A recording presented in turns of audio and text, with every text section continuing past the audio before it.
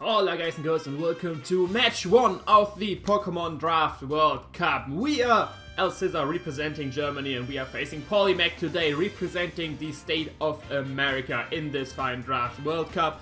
You should have seen my draft reveal, not really an analysis, more the fun reveal.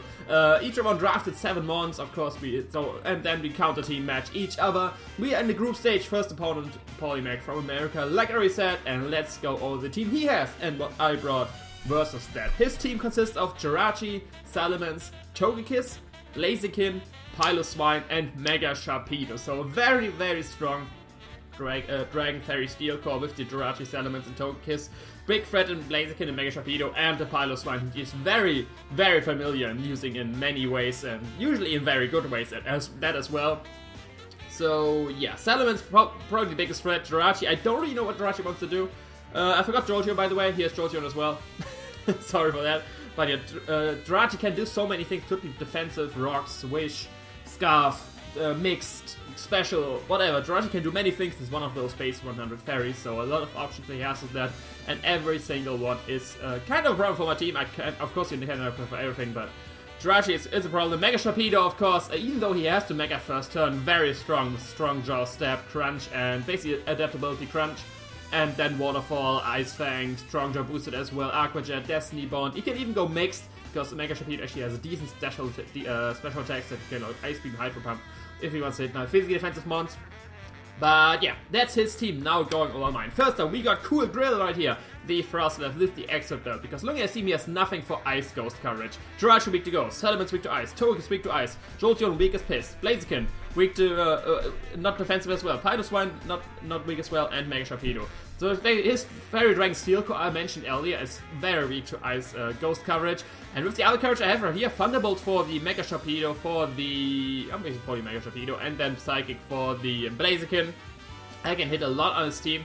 The spread right here, yes, I did went with that spread into the match. That was a mistake on my part, because before Psychic I had Ice Shot on there to hit the Salamence, because Frost actually has the same special attack set. Many people don't know that, or to forget about that, because like its physical moves were just so bad. You usually never run a physical Frostless. I had Ice Shot over Psychic before here, but I forgot to change the spread back, so that's why I'm minus defensive 40 in attack. Doesn't really matter too much, this thing is not built to take it either way, and 40 in HP would have been nice, but just in case you're confused. Extra belt there, so of course I can change up moves, bluff the scarf and stuff like that. All this good stuff you can do with an extra belt if you have him on with great coverage for the opponent's team. Next up, we got Physically Defensive Blaster with Scald, Ice Beam, Aura Sphere, and Rapid Spin. This is mainly there to stop the Blaziken and maybe there to stop the Blaziken and kind of block the Salamence as well if he's a physical set. I kind of expect to bring a special variant because I have a Bronzong which pretty much shuts down Salamence if it doesn't have Fire Blast and stuff like that. Or Earthquake, it's like 50-50 for him from Heatproof or Levitate, but Levitate makes may or sense versus this team because he has the Piloswine as well. But yeah, physically defensive, it stops the Mega Sharpedo as well. With Aura Sphere, I can OHKO that. Ice Beam can OHKO non-Yashi berries. That's Salamence. And it's a nice stop to the Blaziken as well. It will be very pressured. It's a nice stop to many of his mons, but of course it has no recovery. Pretty bulky on the physical side, but because of no recovery, it will be worn down pretty quick. So I have to use the chance I still have this as a check, and yeah, try to put pressure on his team. Next up, we got Bell.JPEG, the special defensive Bronzong with Heavy Slam, Earthquake, Hidden Power, Ice, and Stealth Rock. Heavy Slam there because it will do more damage than Gyro Ball to Togekiss, barring his Scarf, which I don't really expect him to bring. Then Earthquake there to hit the Jirachi mainly, and the Blaziken kind of a little bit. Like with Blaziken, it probably won't stay in, but maybe he tries to switch it in on a Heavy Slam or HP Ice. HP Ice is there for the Salamence, of course, because this is my main stop to Salamence. I can take Fire Blast because special defensive. Draco's either way, and like Dragon, of course I'm immune to Earthquake, stuff like that. I can take many hits from that thing, and Stealth Rock because we want Stealth Rock on our team. Then, next up, we got Loomdather, the Breloom with Force Palm, Rock Tomb, Mark Punch, and Substitute. No Grass Step Breloom with leftover Substitute, because basically I don't really need Grass Step versus this team. The mons which are weak to Grass are his Piloswine and his Mega Sharpedo, which are both weak to Fighting as well. And every fighting resist he has is weak to Rock. Like, his 2 fighting resists are Togekiss and Salamence. Of course, they're both Flying type, and they're both hit very hard with Rock Tomb. So if I can get a Substitute up versus anything, predicting the Togekiss probably to switch in, or something else, and I can hit it with a Rock Tomb, or one of my fighting stats is going to be great times for me. This is aside for the Substitute, Max Adamant Variant, no Spore, because Spore Breloom is Like, it's the main set. I guess every opponent will bring some safety girls user. But I still want the coverage. I want to have a strong stab with Force Palm, I want to have the rock coverage, and I want to have priority and substitute, so there's really no spot for Spore. And you can always Spore only one mon, and yeah, safety girls, Togekiss is probably a thing. So yeah, that's my set. If I get substitute up, I basically am guaranteed a kill because I can intimidate me with elements, and I 2-hit KO everything on his team. I think barring some Baryon mons. Then next up we got Burp, the Tornado Spherian, enough speed for the speeds, of course, enough speed for base 100, max speed base 100 like Jirachi's elements, enough speed for no speed Togekiss, minus speed because we don't need speed on this, and we are mixed attacking, enough speed as well for no speed base 100 like no speed Jirachi. I don't expect him to bring in no speed elements. It could be a check to Loom Devil right here if that is the plan. And next we got Burp. Burp, the Tornado Spherian, max speed, not max speed. Speed, enough for max speed based on 100, because I cannot speed Jolteon either way. With Hurricane, knock off superpower on U-turn, I expect him to bring a special defensive Swine to check my Tornadus, and if I can knock off superpower that, I will 2-hit KO that, and he can't, no wait, that's basically the plan. I can 2-hit KO there. Hurricane is my main stab, strongest attack. I only have physical attacks barring Hurricane, but Hurricane is so strong that I want to max special attack. And U-turn, of course, for recovery with the life up to hit extra hard, and Regenerator, because that's not only the only ability it has, it's actually the best ability you can basically wish on a mon with a life up like that. And next, but last, definitely not least, there we go. We got Barry, this is the Partial Barry Nidoqueen. Offensive, once again, enough speed for no speed base 100s. Earth Power, Sludge Rift, Ice Beam, and Toxic Spikes. I want Toxic Spikes with this team. I know he has a 2 potential Defogger and Salamence the Togekiss. I'm expecting the Togekiss to beat his Defogger, and this thing beats his Defogger 1v1. That's all, what you always want with your Hazard Setter. That goes for both my mons. This beats Togekiss 1v1, this beats Togekiss 1v1, so he can't defog on my Rock Setter. And this the coverage, Earth Power, Sludge Rift, Ice Beam, basically coverage with everything. Partial Base, they're mainly for the Mega Sharpedo in case my Dirtle gets too worn down, and for Hydro Pump Salamence, because like I said, I expect him to bring a special Salamence, and if he has Hydro Pump, I can take it the Partial Barrier and kill him with an Ice Beam. That's what this Nidoqueen is for. Yeah, we have Toxic Spikes up because I want to wear his thing down. Everything on his team is, like, it affects everyone on his team, barring the Jirachi, Salamence, and Togekiss, but mainly I want this Toxic Spikes for the Swine, which would be annoying, and the Blaziken, and Mega Sharpedo, and Jolteon. Like, everything but mainly the PaullySpine, because I'm already calling it PaullySpine as well. But yeah, that's what Toxic Spikes are there for. He has no toxic types, Poison type to get rid of them. And yeah, if he wants to defog, I can get a switch into my Nidoqueen on that defog, and yeah, can kill it with Sludge basically, or spread anything else, because Jirachi is not really a safe switch. See that Earth Power. And yeah, that's the Nidoqueen for you. That is the whole team. Now skip over to the match. I will see you there. Here we are on Showdown with the match. Like you can see, he brought the Blaziken, Jolteon, Salamence, PaullySpine. It's in now. I call it PaullySpine. It's Paul, you won. You're Paul. I call it PaullySpine 2 times in a row. It's not PaullySpine. I don't even try anymore. You got Jirachi and the Togekiss. Of course, his core. What we expected. No Mega Sharpedo actually, and he brought the Jolteon. I wasn't really expecting Jolteon. It makes sense for my, of course, for my Tornadus and my Blastoise, but I was expecting the Mega Sharpedo more. But yeah, that's his team. I decided to lead up with my Blastoise because I can threaten everything. He may lead with his I'm sorry. I basically beat everything barring the Jolteon. If it's Jolteon, I can just straight switch out into my Nidoqueen, and if he leads with his Togekiss, I can straight switch out into my Bronzor, getting my rocks up. Because I beat the Blaziken 1v1, I beat the Salamence 1v1, I beat the PaullySpine 1v1, and I beat the Jirachi 1v1, potentially, depending on the set. I can definitely threaten at the Dark Pulse, me taking every hit. If he's defensive, he may stay in, go for Toxic, something like that. But yeah, I decided to lead off with my Mega Blastoise. As he leads indeed with his PaullySpine, I can just go straight for a Scald, maybe get a burn on something, going for the Mega. He switches into his Togekiss, and from that incoming damage you see right here after the Scald, this is his Togekiss. I get the burn, which is nice. First Scald, first burn. What else can you wish for? I switch out into my Bronzor right here, wanting to get my rocks up. And I beat, of course, 1v1. He doubles out into his PaullySpine. Don't really know what he predicted right there. I just go straight for my rocks, because rocks are nice. He goes into his Blaziken. And I have switched into that into my physically defensive Blastoise. I want to use it as it's still healthy. But he pulls out the Will-O-Wisp, which is very annoying. First, it doesn't matter for the attack drop, but it's very annoying for the residual damage. I just do it over here. I think I throw an Ice Beam right here, predicting the Togekiss to go in, but he goes into his Jolteon, and that is an AV Jolteon, no doubt about that. I am hard switching here into my Nidoqueen, predicting the electric attack, and I can basically take any hit and get Toxic Spike up because he's AV, he's pretty weak. Looking at the Shadow Ball, see, I'm not even split and that is only 25%. I predict to switch out here, going for Toxic Spike, but he actually stays in, going for the HP Ice, risking his Jolteon right there. So now I don't want to second my Nidoqueen, so I switch into my Bell, predicting another HP Ice. That works out perfectly, and now I can throw off an Earthquake, scaring this thing out. I know the switch into Salamence could, basically I don't feel anything religiously immune to the Earthquake. The Becky Flinch right here, all the Salamence go off HP Ice or Heavy Slam accordingly. Of course, he can sadly get the defog of his Dreams off now, getting rid of my nice Toxic Spice and the rocks, but I can kill him with a Heavy Slam from that range. I don't know if he did not expect the Heavy Slam, and because he could live a Gyro Ball from that range, but I can kill it, and now his Hazard Remover is gone, so if I get rocks or Toxic Spikes up again, they are there to stay. He goes into his Blaziken once again. I basically go into my Blasters right here, because if he goes for Flare Blitz, I can take another one after that. If he goes for Jump Kick, I am sadly to it KO'd.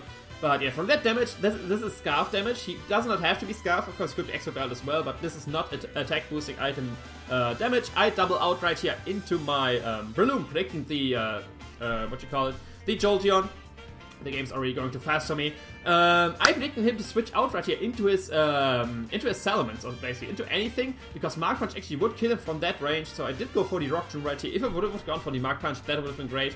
But yeah, I go for the Rock Tomb. He actually can live right here, and now it's basically it's a 50-50 for him. Do I go for the Mark Punch, which is very obvious. I'm actually predicting to go for the Mark Punch and switch out. So I want to switch out as well, because if he for the Mark Punch, he either stays in, goes for another HP Ice, or he switches out into his Salamence, taking the Mark Punch. So my plan right here is to switch into my Bronzong, either tanking the HP Ice or catching the Salamence on the potential Mark Punch. He is actually not intimidated, showing that he's Moxie. So this may actually be a Scarf Salamence, which is the most probable thing it is.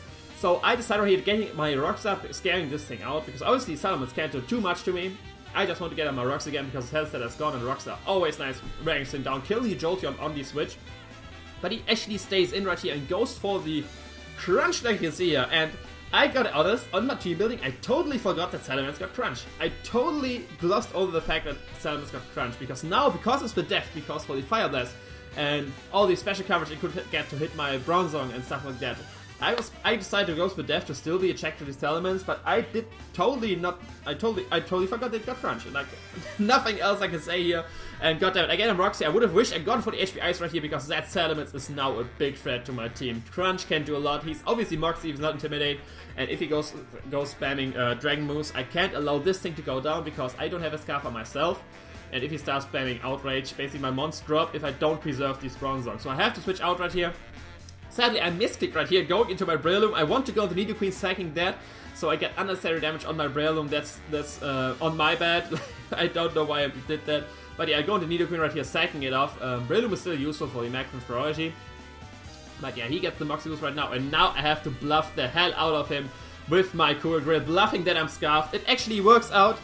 Thank God, if it would have gone for another Crunch here, I think it would have been GG, because it would have been a +2. But I had no other, basically I had no other play, because Tornadus would go down to a +2 Crunch, +1 Crunch, Balloon obviously would go down, Bronzong would go down, and my Blaster would go down as well. So I have to bluff the hell out of him with my not Scarf. Actually, Frostlass going for the Ice Beam right here. He sacks his Jolteon, smart play on his part. I just go for the Ice Beam right here, and I can't reveal that I'm not Scarf, and going for Shadow Ball right here, so I have to switch out, because if I can't bluff the Scarf anymore, this Salamence can actually sweep me. I go straight into my Bronzong, predicting the Steel move, but she actually goes for Shadow Ball, so that was a misplay on my part probably, because I still need this Bronzong for the Salamence. Now the Salamence is a huge threat to my team. If I basically need to get rocks damage on him that I can kill him. I go into my Tornadus, going for the knockoff, like you can see here, because that Shadow Ball damage told me he is not Specs, and he also not Life Orb, he was not Leftovers, so he's probably Extra Belt or Berry. I want to go for knockoff, because if he's an attack boosting item, Extra Belt or something like that, after I knock that off, Thunderbolt can't kill me anymore. If he's, it doesn't matter if he's special or physical, like both ways. If the Expert is gone, Thunderbolt can't kill me anymore, so if I can go for knockoff, I can kill him. If he's Colberberry, then I get rid of Colberry, Thunderbolt can still not kill me, and I can U-turn out and play accordingly. If he's Scarf, I can get rid of that as well, so I did just go for a knockoff, and if he goes into Piloswine, which was my, oh, there you go, Piloswine again. We got rid of the Pauly, but, if he goes into Piloswine, I can get rid of the Violet on that thing, and like I said, continue with the plan of superpowering that thing and basically get a KO. But like you can see, I go for the knockoff. He is indeed expert belt. He goes for the Thunderbolt. I can lift that now, no problem. But he gets the crit, which mattered because obviously my Tornadus would have lived. I could have gone for second knockoff, killing that thing or knocking off anything else. If it would knock off Salamence, it would have been great. Then I don't have to bluff the Scarf anymore. But now it's looking very dire for me. Very dire for me. I can cool grins, going straight for the Shadow Ball. He goes into his Party Swine, which is actually his Spadef, like you can see from this damage.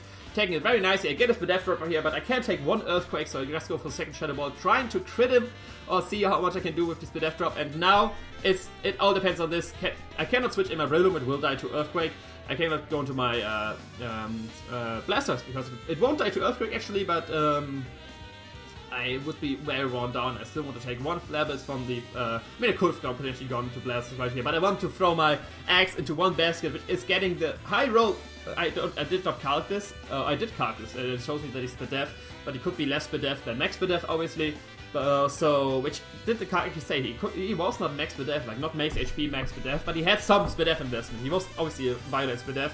But I don't know how much, so I couldn't really calc this damage. So I just had to either get high roll or the crit right here, otherwise it's basically GG.